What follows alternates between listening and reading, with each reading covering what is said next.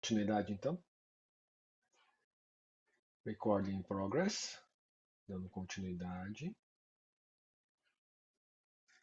A nossa. Qual aula que nós estamos agora mesmo? Sei lá qual aula que nós estamos. Sei lá se é sexta, sétima, mas continua.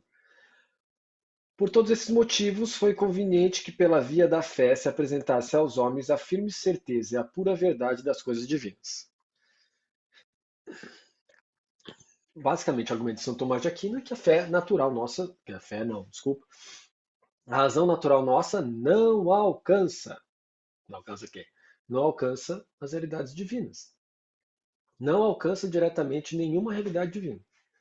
Né? O que significa isso? Significa que nós estamos diante da necessidade da verdade revelada, o que vem a corroborar com o argumento de São Tomás de Aquino, na Suma Teológica, no Tratado sobre Cristo, de que, embora Cristo não tivesse necessidade de realizar a salvação por meio da sua encarnação, ele o fez porque era o mais conveniente para as pessoas do mundo, para o gênero humano.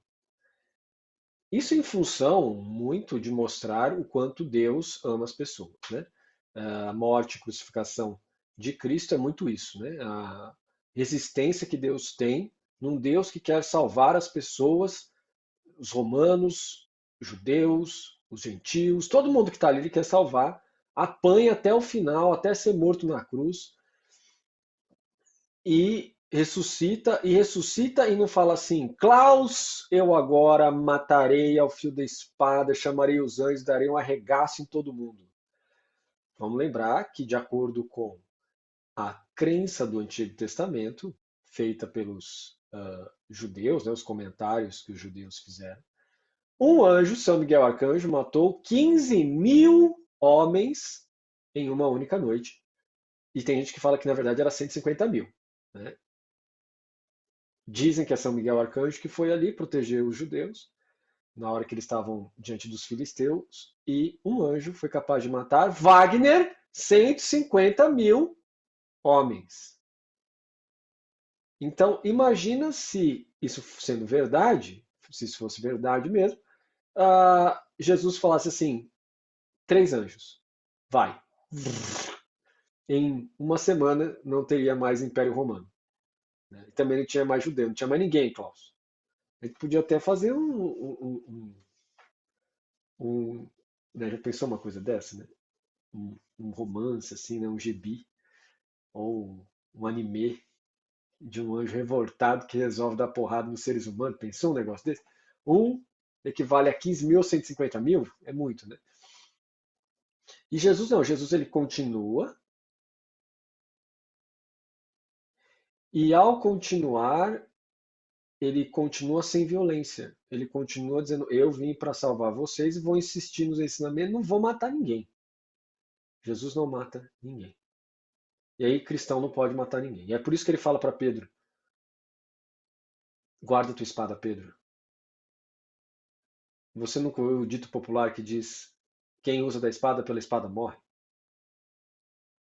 Né? Ali, naquele momento de maior aflição possível, Jesus fala assim: não, não, não quero a violência. Eu resisto à violência sem violência. E aí o cristão não pode olhar para aquilo que está acontecendo lá em Israel, Palestina, etc. E falar assim: não, está tudo certo, é contra Hamas. É contra isso, contra aquilo. Não pode, não pode, porque Jesus disse: não matarás. E precisa falar isso para as pessoas. Olha, Jesus disse: não matarás. Se você é cristão, você não pode matar. Ah, mas a Idade Média, as cruzadas, libertar a Terra Santa, etc.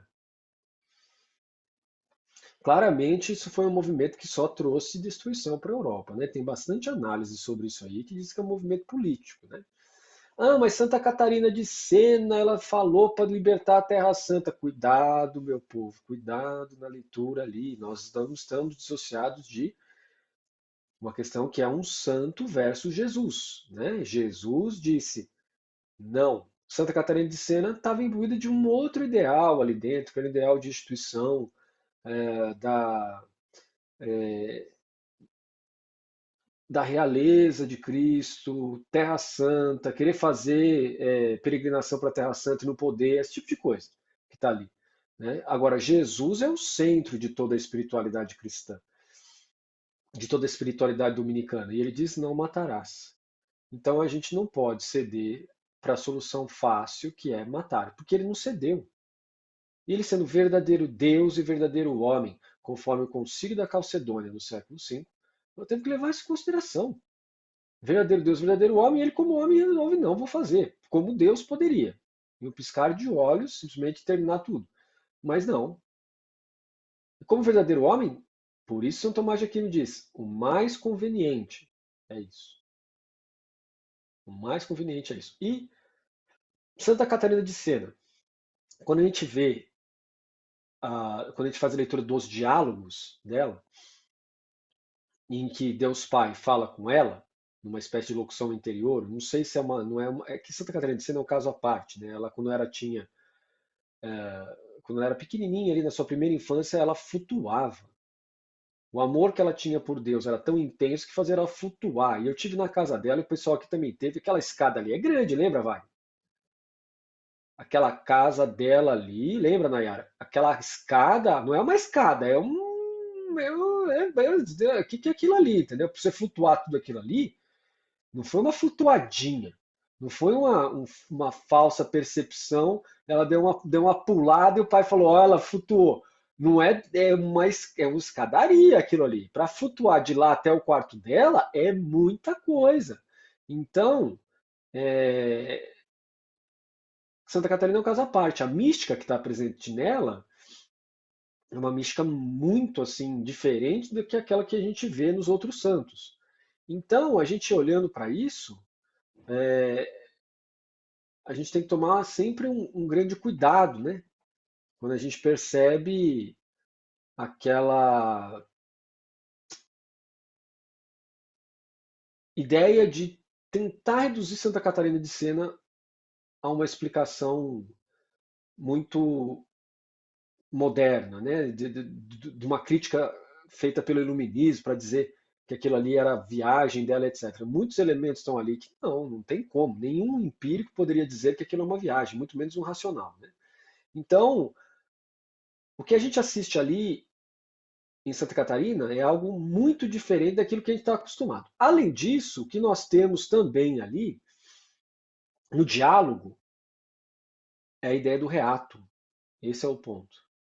O que é o reato? É a correção do nosso, das nossas ações, das nossas atitudes por uma nova visão. Essa nova visão é a visão de Cristo nos evangelhos. Então Deus Pai diz assim para ela: não adianta você só confessar, e nós estamos agora na época da quaresma, né? E todo católico faz confissões nesse período, faz ações de mudança. Quaresma é tempo de penitência, retomando aquele início do evangelho de São Marcos que diz: aconteceu o tempo, convertei-vos e crede no evangelho. Aconteceu o tempo, quer dizer, o reino de Deus está aqui. Convertei-vos e crede na boa notícia de que o reino de Deus está entre vós. Quem é o reino de Deus? É o próprio Cristo, claro. Agora, o reato que Deus Pai diz para Santa Catarina é: não adianta eu me arrepender e não tentar fazer o reato. Então, quando eu falo de matar, e se alguma vez na minha vida eu tentei justificar guerras e coisas afins, indo no espírito contrário ao espírito de Cristo, dizendo que aquilo ali é necessário, que é ingenuidade nossa, que precisa matar os outros para conseguir as coisas, etc., é necessário o reato. E como que é o reato? Como que eu faço o reato? O reato é mudança de ponto de vista. A gente tem que encontrar motivos para aquilo que foi revelado por Cristo. Ouviste o que foi dito aos antigos: não matarás. Eu, porém, vos digo: tudo aquilo que se levantar com raiva contra seu irmão já está condenado. A gente precisa olhar para dentro e ver que esse desespero todo que a gente tem em face de guerra, de falar: nós precisamos lutar pelo reino de Cristo com armas, é na verdade raiva, é na verdade ódio. Né? Então, claro, no mundo que a gente está, dentro da ciência política, se alguém invade o nosso território e quer conquistar as pessoas, a gente tem que usar de armas para se defender. Agora, é outra coisa ir matar. Não, mas não é a mesma coisa que o Hamas está fazendo com Israel? Não é a mesma coisa. Né? Não é a mesma coisa. Precisa prestar atenção. Mas eu não estou aqui para dar aula de ciência política para vocês. Né? A gente precisa prestar atenção nos motivos que estão ali. Mas a ação de matar de Israel contra Hamas e de Hamas contra Israel é errada e o cristão tem que defender a condenação das ações que estão erradas. Né? Por quê? Porque o cristão pensa, acima de tudo, na salvação das almas. E a alma pode ser salva à medida que entende a revelação de Cristo. E a revelação de Cristo nunca é dissociada da história. Né? Então, ainda que existam vários motivos para defender Israel fazendo o que estão fazendo com palestinos, e palestinos fazendo o que estão fazendo com israelitas, pode ter quantos motivos for. A verdade de Cristo é: não matarás. Não matarás. Então, o reato está na correção do pensamento que leva para a justificação de matar. Né? Não tem justificativa para matar quando é política. Autodefesa. Até a lei penal diz: olha, é ilícito matar, mesmo na ação de legítima defesa. Mas nós vamos colocar por uma questão de empatia, de se colocar no lugar do outro, uma excludente de ilicitude.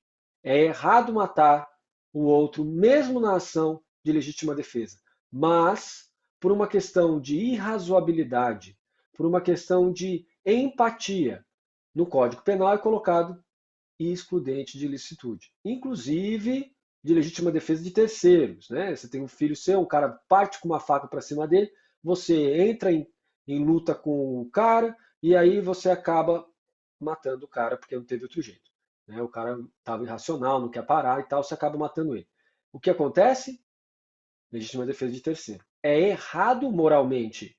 Por quê? Porque o nosso Código Penal, ao contrário do que tem muita gente dizendo aí que é defesa de bandido, não é defesa de bandido, não.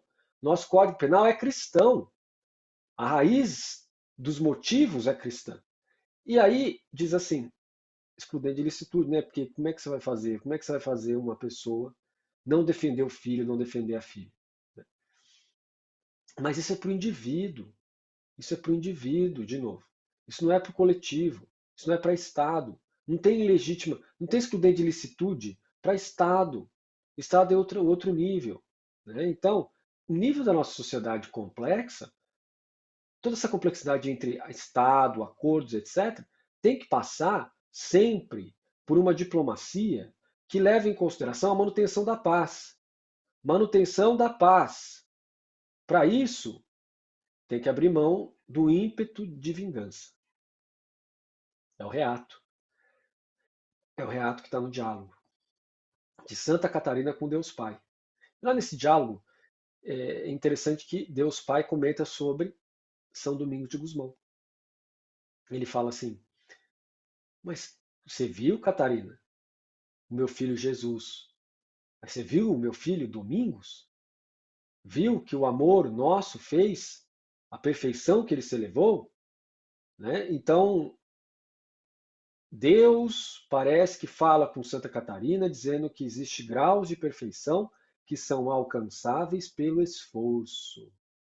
É diferente aí da espiritualidade carmelita, que começa a falar de uma mística que não é pelo esforço, né? Que é uma mística que vem pela ideia de a graça que faz tudo por você, que é uma retomada da ideia e da doutrina da salvação pela graça, que todo mundo conhece, né? A gente é salvo pela graça de Cristo, não pelo mérito nosso. Mas a partir da salvação que ele nos deu, que retira o pecado original, começam os graus de perfeição comum. E a mística de Santa Catarina de Sena é diferente da mística de Santa Teresa d'Ávila. Na mística de Santa Catarina de Sena, que eu gosto muito mais e quero influenciar vocês para gostar muito mais disso, por quê? Porque a mística de Santa Catarina de Sena leva em conta o esforço da gente, o reato. A mística de Santa Teresa d'Ávila, não, leia Castelo Interior. A partir do terceiro nível, meu filho, minha filha, é só Deus. Então, aquelas experiências místicas que ela tem é só para alguns escolhidos. E esses escolhidos são marcados pelo Carmelo, normalmente, ou então por uma vida secular muito diferente daquela que o comum está ali. Né? Apesar dos carmelitas não gostarem que a gente fale isso, mas é verdade. Né? Já a espiritualidade catarinense, lembra, ela é como você e eu, ela é uma leiga da terceira ordem. Vocês sabiam disso? Ela não é freira, ela é da terceira ordem. Ela é uma leiga que abraça o celibato e que tem, nossa, tanta experiência mística ali dentro. Só que é uma mística que leva em conta o esforço. Claro, a graça de Cristo pelo batismo, que é o sinal público dessa salvação, mas ela pode ocorrer sem. Tá bom? A salvação pode, inclusive, ocorrer sem o batismo. Né? É o caso, por exemplo, que tem quem está morrendo, e aí a misericórdia de Deus vai lá e salva aquela pessoa. Ou tem outros modos também. E a gente nunca pode dizer assim, só é salvo quem é batizado, porque é um pecado contra o Espírito Santo. Né? Quem ensinou isso também foi o Frei, nosso diretor espiritual aqui da nossa comunidade, nossa fraternidade Santa Margarida de Castelo, foi o Frei Marcelo Neves, né? E ele nos ensinou isso também lá no curso de Santo Tomás de Aquino, da Suma Teológica, lá no convento de São Domingos, né? Lá em Perdizes, em São Paulo. Que é pecado contra o Espírito Santo dizer que alguém vai para o inferno, porque não foi batizado, por exemplo, ou porque morreu em pecado mortal, etc. É pecado contra o Espírito Santo, ou seja, é um pecado que não dá para remover depois, né? Se você não confessar, não se arrepender, não fizer o reato, né? É um pecado extremamente sério condenar pessoas e dizer que não vão para o céu porque não foram batizadas. Né? Não é isso. O Cristo não fala isso. Senão a gente cria um farisaísmo aí dentro, né? Então, não. Né? A misericórdia de Deus, a profundidade é insondável, a vastidão é incalculável, portanto, não, não se falam umas barbaridades dessas. Né? Ah, mas eu tenho meu sobrinho, minha sobrinha, meu neto, minha neta, meu filho, minha filha, né? Eles não querem batizar as crianças. Reze, mas confie na misericórdia de Deus. Criança que não é batizada vai para o inferno, era o que faltava agora, né? Era o que faltava. Deus é um cego.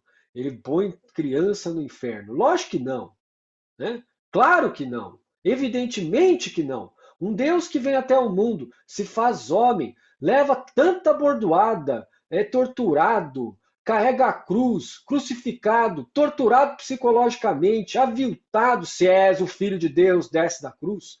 Pelo amor de Deus. Aí chega e vai falar que isso aí vai mandar uma criança para o inferno? Preste atenção no Cristo da paixão. É impossível um Deus desse jogar alguém para o inferno. Não é um Deus grego. O Deus grego poderia fazer. A barbaridade, né? Você já leu a mitologia grega? É uma barbaridade aquilo ali, né? A barbárie está solta, né? Que barbaridade que é essa? Justamente. É coisa de bárbaro, conquistador que vai lá e joga todo mundo pro inferno. Mitologia nórdica também, né? Odin, aquela galera toda lá, faz até sacrifício humano e tal. Tem um monte de coisa lá que não dá para entender. Mitologia chinesa também, cheio de coisa que não dá para entender. Mitologia hindu também é a mesma coisa. Qual é a única que eu conheço que fala que é coerente de ponta a ponta com Deus que quer salvar a pessoa? É em Cristo que isso se apresenta. E se alguém é ateu e olha para a mitologia cristã, vai ver essa coerência também. Jesus de ponta a ponta é coerente. Se você considerar a mitologia de Cristo como sendo mito, você vai ver que tem uma coerência de ponta a ponta. As demais não tem. Tem de vez em quando os heróis gregos, né? Que é uma mistura de homem meio divino, meio uma coisa meio estranha assim, que aí tem algumas coerências, mas normalmente tem algumas falhas ali dentro. Você fala assim, tá meio falhoso isso aqui, né? Mas Jesus não tem isso. É muito interessante isso, né? Mesmo nos 4 relatos, que são 4 relatos distintos de Jesus, é difícil de ver incoerência. Mesmo com o relato na percepção, na perspectiva dos evangelistas, difícil de ver incoerência. Né? Então, Jesus é esse modelo divino que nós tomamos como aquele que é pleno amor, plena compaixão e que não desiste de ninguém e, portanto, não mata ninguém, mas que Deus Pai, falando com Santa Catarina de Sena, diz que é necessário o reato, a mudança nossa. Que a salvação vem junto com a nossa cooperação, a partir da graça da fé em Cristo, do batismo. Então aí vem para a nossa salvação, né? Agora, tem que tomar cuidado com a teologia do tradicionalismo. Dentro da Igreja Católica, nós temos a teologia do tradicionalismo, que ganha momento que fica falando de batismo de criança, fica falando que precisa. Não é que não melhora. Eu acho também que pela experiência dos mais velhos, dos mais antigos, quando o pai e a mãe batizam a criança, melhora para a vida dela. Por quê? Porque ela é inserida no fluxo da oração da igreja, porque ela pode participar de uma comunidade que tem como centro a história de Cristo, isso forma os valores dela, porque ela pode ter padrinho e madrinha que pega no pé, que o pai e a mãe não precisa ficar mais falando um monte para a criança, mas esses exemplos espirituais, que às vezes o pai e a mãe não conseguem dar, os padrinhos, porque estão mais distantes, conseguem afirmar isso para a criança, que é bom, isso tudo é bom. Né? Desde que não fale que está tudo bem matar para a criança. Né? Não, está tudo bem, guerra tem que ter mesmo, tem que matar. Não, aí não é cristão. Né? Aí não está dando exemplo cristão. Né? Então, tudo isso é bom. Então, tem mais vantagens na formação educativa da criança como pessoa social, como pessoa espiritual, como pessoa futura de mantenedora de família. É muito mais vantajoso para todo mundo se a pessoa for cristã, batizada, que frequente a igreja, do que pessoa que só mantém a questão da liberdade, né? A liberdade, porque você é livre, claro, não precisa batizar a criança. Deus sabe do que você está fazendo. Deus também não vai mandar sua criança para o inferno porque não tem batismo, mas não vai, não vai pegar a vantagem. É aquela história do pão e queijo. Já ouviram falar do pão e queijo? Alguém já ouviu falar da história do cruzeiro do pão e queijo? Nunca ouviu falar, Klaus? Então é assim, ó, história do cruzeiro do pão e queijo. Uma família recebe um ticket de viagem de um cruzeiro. Mas no ticket não está escrito tudo incluso. Tá certo? Na parte da frente, pelo menos, não tá. Aí olhando, tá, vamos lá, vamos todo mundo, pá, fica todo mundo empolgado, prepara a viagem. Aí a esposa vira pro esposo e fala assim: beleza, meu, o que nós vamos comer? Ele fala: meu, vamos comprar pão e queijo, porque não é pobre, não aguenta. Não vai aguentar um mês dentro do cruzeiro. Como é que ele vai ficar pagando? Entendeu? Isso aqui tem. Esse negócio da viagem do cruzeiro sempre tem uma pegadinha. Então vamos quebrar o sistema. Vamos fazer o seguinte: vamos levar pane e queijo no nosso, na nossa. E nós tomar água lá. O importante é o que a gente vai ver e tal. Fala com as crianças, todo mundo vai pro cruzeiro, todo mundo entra, tal, passa um mês inteiro comendo pão e queijo. Pão tá duro já, Klaus, entendeu? Tá tudo duro, rapaz. O queijo não tem problema, que queijo que tá tudo podre, todo mundo come, não acontece nada, né? Mas o pão, cara, o pão tá duro, tem que tomar cuidado com ele embolora, então o pessoal tudo tomando cuidado, não tem que ficar se preocupando com pão, comendo pão com água, sabe aquela coisa assim, com aquele queijo, do então tem um queijinho. Beleza, passou um mês, os caras tudo verde, né? Magrelo, saindo de dentro do cruzeiro. Aí o capitão chega e fala assim: e aí, gostaram? Aí eles falam: gostamos, né? Com aquela cara meio verde, cara. Mas vocês estão com a cara meio verde, o que foi? A comida não fez bem? Aí eles assim, como assim comida? A gente trouxe nossa comida, pão e queijo. Aí o capitão falou assim, quê? Por quê? Vocês têm problema? Você faz dieta? O que é? Tá todo mundo doente? Eu falei assim, não, porque a gente é pobre, não tem dinheiro. Ele falou assim, como assim? Tava incluso toda a alimentação de vocês. Tá incluso. Como assim? Vocês nem ficaram um mês sem comer nada, comendo só pão e queijo? Aí comemos só pão e queijo. Mas você não sabe ler? Pega e vira o ticket. Assim, tá escrito alimentação toda inclusa. Inclusive bebida, você não precisa pagar nada. Como assim? Ficar um mês comendo pão e queijo? Que dó. Que dó. Entendeu? Só que acabou, né? Acabou, Wagner. Agora tem que descer. Não pode mais ficar um mês para voltar para trás. Errou. Entendeu? Então, é justamente isso que está aqui quando criança é batizado e quando criança não é batizada. Pode dispor de um monte de vantagens que está dentro da igreja, mas não dispõe por quê? Porque fica ainda, não, porque é liberdade, porque é liberdade, mas vai ficar sem, vai comer pão e queijo. Por quê? Porque é uma questão de identitário de grupo, né? Pessoa que está lá junto, tem ingresso. Por quê? Porque a Igreja Católica, ela é iniciática. Como assim iniciática? É o catecumenato, é iniciático. Você precisa passar pelas iniciações para fazer parte do grupo. Ela não é secular. O que o Klaus precisa para fazer parte da Constituição brasileira? Nascer. Nasce, registra no cartório, já era. Se nascer não registrar no cartório, uma hora vai ter que registrar para poder fazer parte do quê? Das vantagens do Cruzeiro, que é o Estado.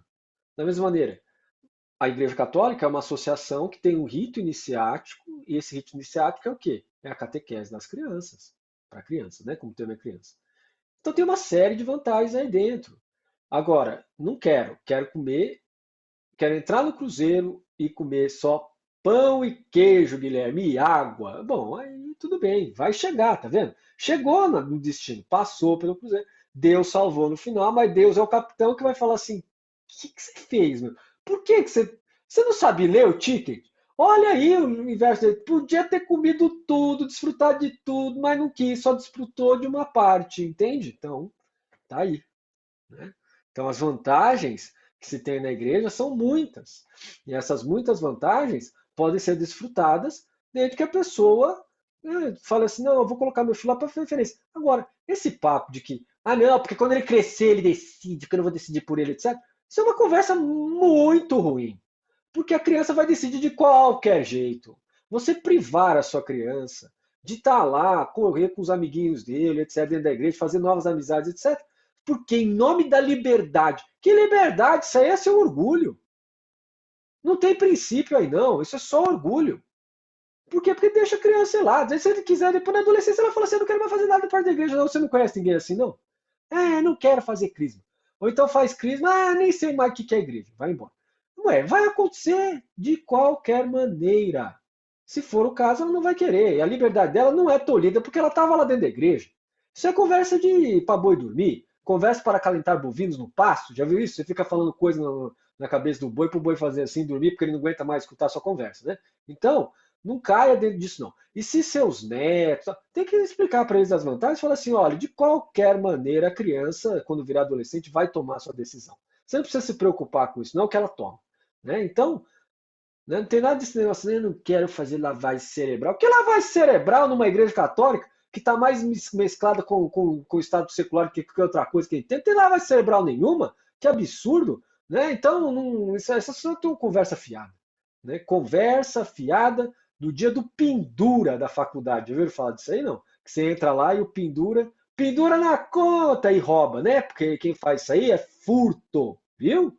É furto. Né? E daí tem que ir lá confessar com o padre ó, do pendura. Sabe o que ele vai falar? Reato. Volta lá e paga a sua conta. Volta lá que não tem que dar prejuízo pro comerciante, não. Paga a sua conta. Ah, mas todo mundo faz. E cristão não é chamado para ser todo mundo? Cristão é feito para ser luz do mundo. Então, continuando. Foi, pois, vantajoso que a clemência divina determinasse serem tidas como de fé também as verdades que a razão pode, por si mesma, investigar. Por isso que a teologia, tudo que acontece na vida do Wagner, tudo que acontece na vida do Klaus, tudo que acontece na vida do Guilherme, tudo que acontece na vida da Nayara, tudo que acontece na vida de todo mundo aqui é objeto da teologia. Por quê? Todas as verdades que a razão comum alcança. Inclusive, objeto da teologia cristã, olhar, comentar, falar sobre outras religiões. Por quê? Porque as outras religiões são objetos, têm objetos nelas que a razão comum alcança. Então, eu sou cristão, eu posso falar do budismo? Claro que pode. Posso ser espírita? Pode falar do espiritismo. Mas eu posso ser espírita? Meu filho, minha filha, nós temos dois níveis que nós temos que falar aqui.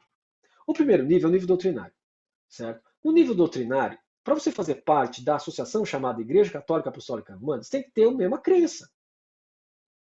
Ah, mas espíritas são tão caridosos? São. Budista também é. Seixinoye também é. Todo mundo é caridoso. Quem que não é caridoso? Se não fosse caridoso, morre. Se explode, certo? Então todo mundo é caridoso. Mas eles são tão bonzinhos? São. Você também é. Ah, mas eu tenho que falar contra a doutrina deles? Não. Você tem que respeitar a doutrina deles. Mas saber da sua identidade. Certo? Ah, mas é porque estão enganados pelo demônio. Não. Pode ser, mas qual que é a ideia? Eu preciso salvar a alma deles por argumentação, está correto. Eu vou argumentar, falar, olha, aqui tem Cristo, verdade revelada, etc. Certo? Mas todo o processo de conversão pode acontecer naquela vida, pode não acontecer naquela vida, pode acontecer no purgatório. Então, se você passou a vida inteira falando para o seu esposo, para sua esposa, para o seu irmão, para sua irmã, se converta para Cristo, vamos lá, vamos fazer parte dos sacramentos, etc. E ele morre por um acidente, ou por velhice, ou por doença, e não foi participar dos sacramentos, então, ou então se suicidou, porque ficou, né, ruim da cabeça, né, ficou doença mental e tal, ficou depressivo, se suicidou. Então foi para o inferno. Que foi para o inferno? Pecado contra o Espírito Santo. Não faça isso. Não foi para o inferno nada. E as suas ações de ficar falando com a pessoa, olha, isso aqui é legal e tal, dá uma olhada aqui no sacramento, isso tudo vai contar no purgatório. Ah, mas não tem como eu saber se foi no purgatório? Eu vou lá no centro espírita e consulto o espírito, ele recebe. Ó, ó. Mas não tem certeza, esse que é o problema. A igreja coloca a ideia de você não ir consultar espíritos, porque você não sabe, pode ser uma imaginação e você vai ficar. Mas tem dados empíricos. Eu vi que tem ali elementos que dizem que o espírito está lá. Cuidado, porque você precisa de um terceiro também.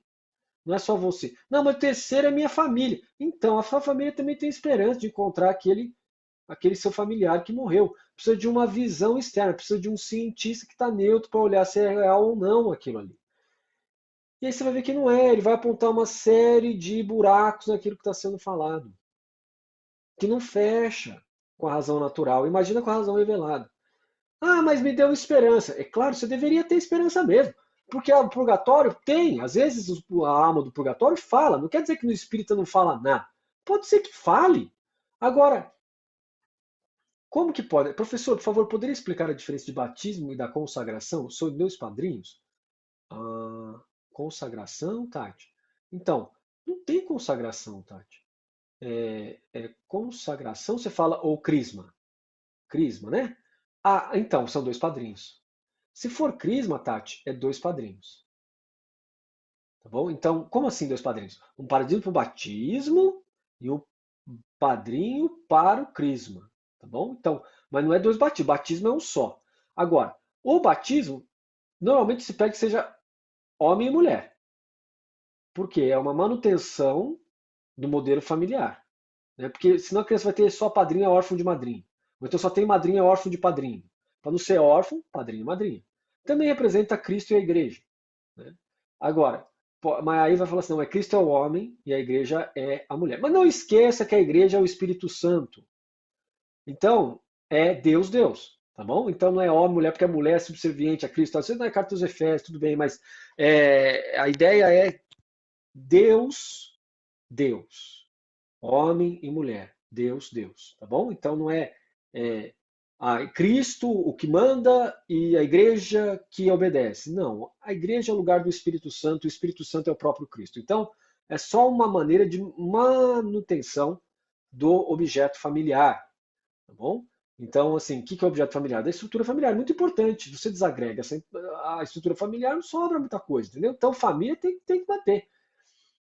Então, aí a Tati falou, não, no meio do batismo, me disseram que tem o batismo e a consagração no mesmo momento. Não tem, tá? É o seguinte, deixa eu te explicar. Quando a pessoa é adulta, Tati, aí sim. Aí você tem o catecumenato, aí recebe tudo de uma vez só. Recebe batismo, recebe é, é, Eucaristia e recebe a primeira comunhão e a crisma, a confirmação, tá certo? Esses três, quando você é adulto. Quando você é criança, é separado. É momento separado. Você nunca recebe os três. A não ser na igreja ortodoxa grega. Lá que tem lá no paraíso. Aí você poderia ir lá. Né? Mas aí você vai ter. A igreja vai falar assim, mas vai ter que fazer do mesmo jeito para ter inserção comunitária. Né? Aí, então, quando é criança, Tati, aí fica assim, ó. Batismo com padrinho e madrinha. Entra na catequese que você passou por isso, você sabe disso, para fazer a primeira comunhão. Não porre, né? Criança nenhuma gosta de ir no domingo lá na igreja. Por quê? Na verdade gosta, né? Porque está sempre com os amiguinhos, tá? Na verdade gosta, mas não gosta de aceitar que gosta. Depois tem o crisma. O crisma já é adolescente. Né? Aí o crisma já é adolescente, já é a fase adulta, onde ele tem que testemunhar Cristo. Né? Então você tem essas três fases, ok? Então, é, não, é que assim, talvez que a pessoa esteja tentando falar para você da teologia do batismo, mas eu acho que está meio adiantado isso para uma pessoa normal falar. Né? Que aí o sacramento do batismo, que é a água jogada sobre a cabeça, é o sinal. Mas pela fé sua e do Yu, e do padrinho e da madrinha, se constitui na criança a abertura para a igreja e a possibilidade dela escolher dentro da igreja acreditar ou não em Cristo. Mas no plano espiritual é dito por essa fé e por essa responsabilidade, até que ela escolha Cristo, a graça está ali dentro, operando nela, tá bom? Até que ela conscientemente opte por Cristo. Certo, Tati? Eu não sei se eu respondi sua pergunta. Bom, então, a consagração, o termo consagração, normalmente a gente só usa para o sacramento da ordem, né? Ou para o sacramento da ordem presbiterial e diaconal, ou para o sacramento da ordem matrimonial, né? O matrimônio também é um sacerdócio, né? Então, é por isso que se coloca dessa maneira. Tá bom? Então, quem te explicou como consagração, aí eu já não entendi. Tá bom? Então, não me lembro se foi um padre que te explicou, não, porque se for um padre eu vou ligar para ele e falar assim, olha, me explica também, porque esse papo da consagração eu nunca li, né? Eu quero entender essa daí da consagração. Diga, Luiane. Só, é, padrinho e madrinha Não, tem que ser casado? a igreja pede que sejam em função do modelo familiar, né?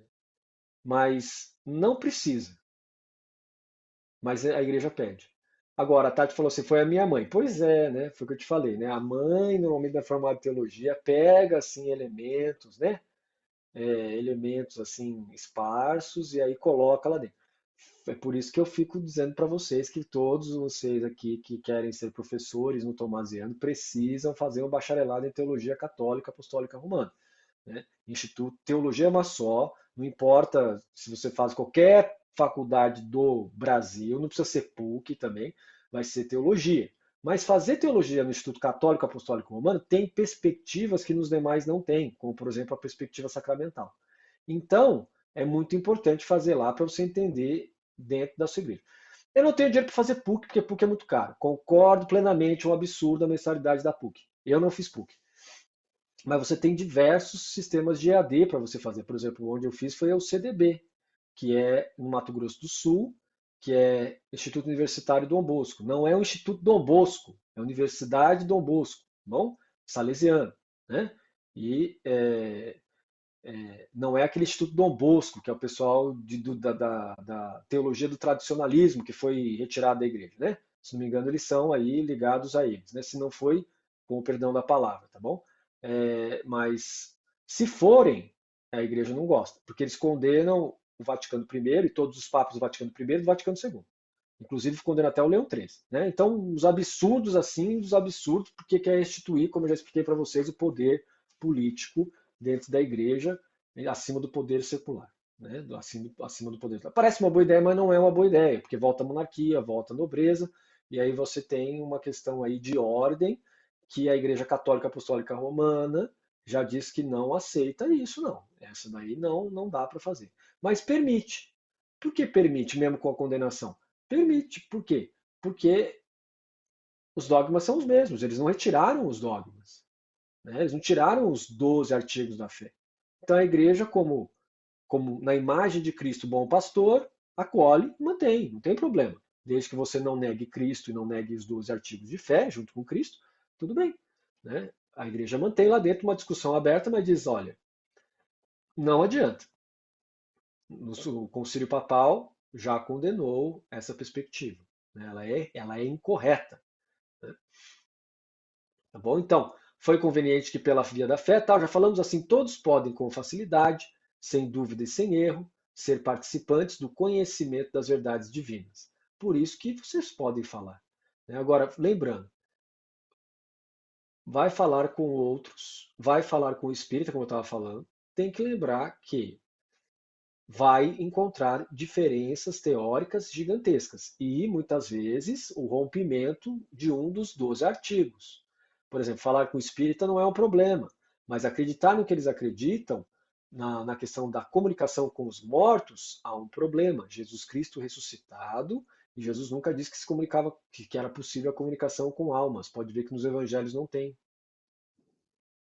né? Então aí é que mora o problema, né? Mas posteriormente tem na tradição cristã com as almas do purgatório, sim. Aí a igreja tem que modificar um pouco a sua posição e diz assim, ó, que as almas do purgatório é para algumas pessoas com um dom especial, mas elas não se comunicam para dar mensagem para os familiares. Tá Tá bom? Então, assim, fale para minha mãe, fale para o meu pai que eu estou bem aqui desse lado, etc. Não, elas se comunicam para pedir preces, orações, etc. Por quê? Porque elas estão nesse processo de reato. O purgatório é o reato.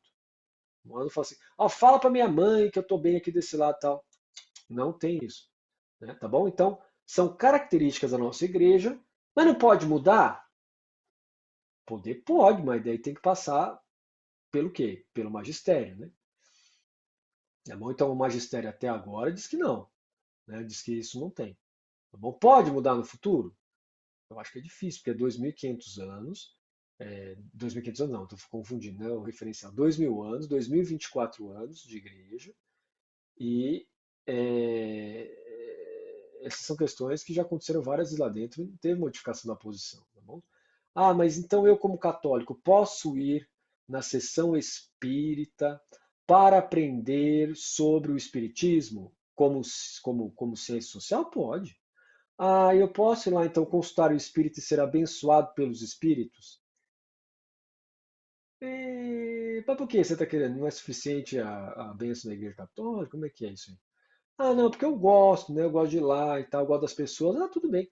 Agora, eu vou lá, mas porque eu acredito que aquilo tá lá e tal. Aí, enquanto característica, a igreja vai dizer, não, pode, vai falar um monte, entendeu? Então, um monte do quê? Um monte de conselho dizendo para você, olha, toma cuidado com essa ideia. Toma cuidado com essa ideia, porque ser abençoado por espíritos, você pode ser enganado. Agora, vamos falar em termos práticos, né? Termos práticos. O pessoal faz, entendeu? Você vai ficar brigando com eles por isso? Vai ficar, o orixá baixou ali no baba não sei o que lá e abençoou eu que estava passando lá. Então, em termos práticos, as pessoas fazem. Vai brigar com isso? Né? Então, existe uma dimensão na igreja que é uma dimensão de teoria, né? Que busca pela verdade, que sem dúvida alguma, que defende a verdade do magistério. Mas tem a prática também, né? A prática não vai ficar brigando que não vai adiantar. Entendeu? Não vai adiantar. Né? O mundo místico, o mundo dos deuses, o mundo dos espíritos, faz parte da nossa mentalidade, mas não adianta ficar brigando. O que a gente precisa fazer é falar, olha, é isso que a igreja aconselha, e pronto. Entendeu? Ah, mas eu também falho nisso. Alguém pode dizer assim, eu de vez em quando eu vou lá no espírita, entendeu? Receber um passe. Aí de vez em quando eu vou lá nos orixás, receber umas energias, etc. Cara, faz parte da cultura brasileira isso aí, né? E aí o que eu faço? Convive com isso, mas é importante que você continue estudando e continue verificando que, mesmo na noite escura da fé, a espiritualidade dominicana se direciona para eu creio em Cristo, enquanto mais no resto. Mas assim, é da espiritualidade brasileira isso aí, você não vai brigar com isso, né? O meu vizinho foi lá no centro espírita. Vai, ué. O meu ali foi no terreiro de Candomblé Umbanda. O que você vai fazer? Vai brigar com eles? Você pode falar para eles, olha, mas tem o rosário, tem o terço das almas, tem o terço de São Miguel Arcanjo, tem o rosário, a coroa dos sete dons do Espírito Santo, tem os grupos de oração, né? Tem as fraternidades com uma espiritualidade bem mais acirrada do que a espiritualidade comum diocesana. Né? Mas a pessoa fala assim, mas eu gosto de ir lá com meus amigos, lá no terreiro de Umbanda, eu gosto de ir lá no terreiro de Candomblé. Vai fazer o quê? Vai brigar com ele? Não dá para você brigar, entendeu? Ué, vou fazer o quê? Aí tem que ser São Domingos, né? Você não pode ser os inquisitores dominicanos, né? Você tem que ser São Domingos, São Dominguinhos. Fala assim, olha, eu vou continuar falando com vocês, entendeu? São Domingos não participou não da Inquisição, né? O nosso mestre Frei Foraloso já cansou de provar isso aí, né? Mais de uma vez pelos escritos, que ele não tem tempo para participar da Inquisição porque ele está mais preocupado em falar com as pessoas e trazer as pessoas almas para Cristo do que ficar julgando elas, né? Ele não está nem aí com isso, né? Eu percebi nos escritos de São Domingos que ele é contra, né? Ele está deixando meio claro ali nos relatos, né, das pessoas. Tem um livro catatal assim que a gente trouxe lá da Bolonha, que é São Domingos pelos seus amigos, né, por aqueles que estavam em volta dele. Tá meio claro para mim também que ele não aprova aquilo ali, né? Que ele escapa daquilo e fala assim, isso aí é uma tonteira, entendeu? Tonterias, entendeu? E sai fora vai fazer outra coisa, né? A gente também, entendeu? A gente não tem que participar dessa fazer igual São Dominguinhos, continua falando com as pessoas, dando o exemplo que a gente dá, entende? E aí as pessoas veem, não é necessário fazer apologia a falsas doutrinas, não é necessário, né? É só você falar diretamente do que a igreja falou, olha, é assim que a igreja vê, é assim que a tradição nossa funciona. Você gosta de ir lá? Gosta? Então tá, ué, você gosta, vai fazer o quê? Né? A igreja fala de bebida alcoólica, a igreja aconselha para não tomar. Mas as pessoas falam, mas até Jesus tomou, eu também tomo. Bom, é a mesma coisa, entendeu? Não pode tratar com duas moedas, é a mesma coisa. Você não tolera quem bebe, mesmo com a igreja falando, olha, melhor não tomar? Tolera, não tolera? Tolera, né? Não é? Então, quando a igreja fala assim, olha, sexta-feira santa, pelo menos faça jejum. A pessoa fala, vou comer bacalhau. E faz aquela bacalhada que gasta um dinheirão. O que isso tem a ver com sexta-feira santa? Nada. Mas a gente não tolera? Tolera. Então é a mesma coisa, não é tolerância, entendeu? É aceitação, porque você convive com a pessoa, é compaixão, isso é misericórdia, não é tolerância, entendeu? Aquela tolerância tipo, eu tô acima, você tá abaixo. Não é isso. É a ideia de compaixão. Olha, eu entendo, mas eu não vou participar. Confeição Domingos. Entendo o que vocês estão fazendo na Inquisição, não gosto, mas também não tenho força para mudar. Então eu vou fazer o seguinte, fazer outra coisa, dar meu exemplo para que vocês entendam que isso aí não é legal. Foi efetivo? Não foi muito. Mas para a gente agora está sendo efetivo. Você percebe como as coisas funcionam? Agora é efetivo. Porque a gente olha para isso aí e fala, ele resistiu. E ele resistiu, também vou resistir. Então, as coisas demoram para produzir efeitos. Mas quando começam a produzir de um jeito muito eficiente. A semente que São Domingos de Gusmão colocou na resistência pacífica em relação ao protesto pacífico, protesto exemplar em relação à Inquisição, feito até pelos próprios dominicanos, como a gente sabe disso. Inicialmente não foi, hein? Olha, pega a história da Inquisição que você vai ver que depois é que o Papa conclama os dominicanos, hein? Inicialmente não é com eles, não. Aí o que acontece é, produz fruto agora, no nosso tempo. Né? Então, não abra perseguição contra as pessoas. Né? Fala, você não pode fazer isso, você não pode fazer aquilo, porque você faz isso não é católico, isso é do capeta. Não faça isso. Só vai provocar mais e mais reações ruins. Mas fale a verdade, a misericórdia dentro da verdade, a caridade junto com a verdade. Isso aí é importante. Né? Se você não concorda com a pessoa no espírita, etc., use argumentos. Fale, ó, não é bom isso. Tal. Não condene ela dizendo você vai ser do capeta, isso aí, você vai ser enganado. Não, use argumentos. Argumentos. Como, por exemplo, o argumento da sua experiência pessoal. Às vezes você tem uma experiência aí que, olha, eu comecei a frequentar a igreja e na missa todos os dias, as graças de Deus vieram mais do que com baduar, né? E vieram mais sobre mim do que com o passe espírita, né? Aí você está falando de uma coisa mais consistente do que falar assim, isso aí vai te levar para o inferno. Né? Não pode falar isso. Por quê? Porque é pecado contra o Espírito Santo. Né? Então, quando você escuta assim na missa alguém falando, e vai para o inferno, né? Como a gente já viu alguns padres aqui em Valinhos falando, não pode falar isso, é pecado contra o Espírito Santo, né? Mas o padre não sabe, como é essa exigência demais em cima de padre aí, tá errada, viu? Viu, povo? Tá errado exigir. Porque o padre tem que ser super especialista, tem que saber tudo de tudo. Tudo errado falar isso aí, não pode. Porque ser humano também é igual a gente. A compaixão, o cerne, é sempre misericórdia e compaixão, né? Senão a gente vira carrasco. E aí cai sobre nós aquilo que Jesus diz, e perdoai as nossas ofensas, assim como nós perdoamos a quem nos tem ofendido. Perdoai as nossas dívidas, assim como nós perdoamos aos nossos devedores. Ofensa, tudo bem, que é crime contra a honra. Agora, crime contra o patrimônio, não. Me bateu no crime contra o patrimônio, eu processo. Por quê? E o Pai Nosso? Como assim o Pai Nosso? E o Pai Nosso? Você está me acusando de ser sovina? Não, só estou dizendo aí o Pai Nosso. O Pai Nosso diz: perdoai as nossas dívidas, assim como nós perdoamos os nossos devedores. Né? Ele não está falando só de ofensa, crime contra a moral, não. Ele está falando contra crime patrimonial também, para a gente perdoar também. O seguimento de Cristo não é fácil. Né? Daí estar escrito, voltando aqui para o texto, já não andais como os povos que andam segundo a vaidade dos sentidos, tendo o intelecto obscurecido. e farei a todos os homens os seus filhos doutrinados pelo Senhor. Voltando ao contexto da Suma contra os gentios, e veja que a gente está falando de espírita, de umbanda, de candomblé, de materialista e tudo. Esses são os gentios do nosso tempo. Então a Suma contra os gentios diz respeito não aos maometanos, mas ao nosso tempo. É altamente aplicável à nossa sociedade brasileira. A nossa sociedade brasileira aqui de Valinhos, e da onde você estiver também. Não é só para aquele período, é para agora. A Suma contra os gentios é como eu, como católico, me comporto socialmente sem produzir violências. Aí alguém vai falar assim, mas Jesus disse assim, não no Evangelho.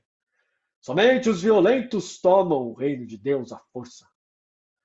Mas Jesus estava falando de violência contra si mesmo. Jesus não estava falando para você ir lá bater nos outros, nem para ir lá falar com palavras, ofender todo mundo, dizer que você vai para o inferno, que você é do capeta, que você é de espírito. Ele estava falando assim, violência de autotransformação. Só os violentos que fazem violentas contra si mesmo, com a tentativa de reato, como diz Santa Catarina de Sena. Como, na verdade, não é bem ela, é Deus Pai, né? Porque é dominicano, é isso. Aí, essa mudança interior é que é importante. Não apontar o dedo para os outros e falar assim, você faz isso, você faz aquilo. Você tem baduá na sua casa. Isso aí te traz o demônio aí para dentro. Mas o que é isso? Vamos com calma, que tem cultura africana aí também, né? Afrodescendente, afro-brasileira, né?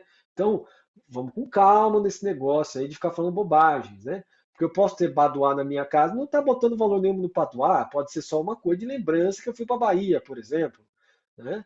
Então eu posso ter cordãozinhos de guias de Umbanda e de Candomblé com uma amostra antropológica na minha casa, não estou botando valor nenhum. Ah, mas o demônio vai lá dentro da sua casa, você pode ver. O quê? Vamos lembrar dos Salmos. O Senhor tem misericórdia também dos deuses. Se eles existem, eles foram criados por Deus. Se Deus tem misericórdia deles, quem sou eu para não ter misericórdia também? Né? Então vamos com calma nessa parada aí, de fazer apologética excessivamente neopentecostal, né? E por quê? Porque a gente entende pelos Salmos, e quem é dominicano faz liturgia das horas todos os dias, pelo menos laudes e vésperas, ou pelo menos tenta, né? E também faz o ofício das leituras, porque dominicano gosta de ciência, né? Então a gente faz o ofício das leituras como o ofício mais legal e mais interessante para a gente na liturgia das horas é o ofício das leituras, sem dúvida alguma, mas é bom fazer também laudes e vésperas se puder. E o rosário é sempre marca da espiritualidade dominicana, né? Então, eu não estou acostumada a rezar rosário. Eu sei disso, por isso que a gente colocou o rosário meditado. O Klaus faz, a Fernanda faz, o Wagner faz, todo mundo faz. Por quê? Porque é uma boa maneira de conhecer o Evangelho, né, as principais passagens do Evangelho, e aí você faz um rosário ali, meditado, tá lá online, você pode pegar, escutar, fazer junto com eles, acompanhando a leitura, rezando, pensando. Ótimo, ótimo, né? Mas de maneira nenhuma a gente pode esquecer. Se existem demônios, se existem espíritos, se existem deuses, quem os chamou à vida foi Deus, e sendo ele o autor da vida, a gente não pode fazer outra coisa a não ser respeitar mesmo. Né? Como diz São Judas na sua carta no Novo Testamento, mesmo São Miguel Arcanjo, diante da possibilidade do demônio possuir o corpo de Moisés para ir lá desfazer tudo aquilo que estava no Deuteronômio e falar tudo o contrário, né? São Miguel Arcanjo foi enviado para recolher o corpo de Moisés, mas ele não foi enviado para guerrear contra o demônio. Quando ele chega lá, ele olha o demônio lá e fala assim: Hã? O que você está fazendo aqui, Lúcifer? Aí Lúcifer fala assim: eu vou possuir o corpo de Moisés, eu vou possuir o corpo de Moisés, vou estragar tudo. E aí São Miguel fica olhando para ele e fala assim: olha, que o próprio Senhor te repreenda. Eu não vim aqui para isso, não. Eu vim para tirar o corpo. Respeito. Fica implicado que São Miguel Arcanjo recebeu a ordem de Deus para recolher o corpo de Moisés. Aí ele recolhe e ele não entra em embate com o capeta. Ele só entra em embate com o capeta quando Deus manda. Percebe? Então, até São Miguel Arcanjo respeita. Então, se tem deuses lá nos orixás, se tem deuses na Umbanda, se tem deuses no centro espírita, se são espíritos, tudo isso é criatura de Deus. E criatura de Deus a gente sempre observa com misericórdia, porque Deus, Jesus, é aquele que quer salvar, inclusive os deuses, né? Se eles existirem, né? Porque ele não desiste de ninguém, nem dos anjos caídos, nem dos demônios ele desiste, né? Então agora o Lucas me pergunta assim, professor, o senhor falou agora dos 4 pilares que precisamos estudar. Não, mas aí isso, seria isso, Lucas, mas isso é da outra aula, né? Isso aí, é isso mesmo, Lucas. Então, é isso, tá bom? E vamos continuar a nossa escalada para o próximo capítulo, capítulo 5, porque as verdades inacessíveis à investigação da razão foram convenientemente propostas aos homens para a fé. Tomando como modelo São Domingos de Gusmão, então nós terminamos essa nossa exposição. Vamos fazer a pequena oração muito importante para a ordem dominicana, né, que é a oração de São Domingos de Gusmão, ó luz da Igreja, doutor da verdade, rosa de constância, marfim de pureza. Gratuitamente nos saciastes com a água da sabedoria.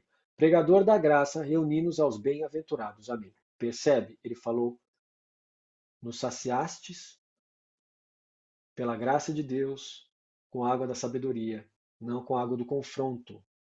Né? Então, esse confronto que a gente gosta de fazer com os outros, dizer etc., que faz, né, o pregador ficar com vontade de falar, mas então ela tem que se voltar para a gente, porque os violentos é que tomam o reino de Deus. Então, primeiro essa pregação tem que ser para a gente. Mas a gente não pode esquecer que toda exigência em relação às pessoas não pode ser equiparada ao nível de exigência que a gente tem para com a gente mesmo, senão a gente vira o chato de galocha, sabe como é que é? Aquele cara chato que exige de todo mundo. A exigência para a gente mesmo tem que ser muito elevada. Para os outros, a gente tem que inverter e ser muito misericordioso com as pessoas e mostrar a face misericordiosa de Deus, porque mesmo a exigência que nós temos para com a gente mesmo é a exigência de ver Deus, né? De querer ver a Deus, que é a fonte da misericórdia, que é a fonte da compaixão. Ok? Então, mesmo essa exigência que a gente tem para a gente mesmo, ele não pode exigir dos outros, não, é só para a gente. Só para a gente, só para a gente. Para os outros é sempre misericórdia. Por quê? Porque se o Senhor quiser, ele vai fazer a pessoa entender que ela precisa ser exigente com ela mesma e não com os outros. Beleza? Então tá bom. Obrigado pela atenção de vocês. Até mais. Tchau.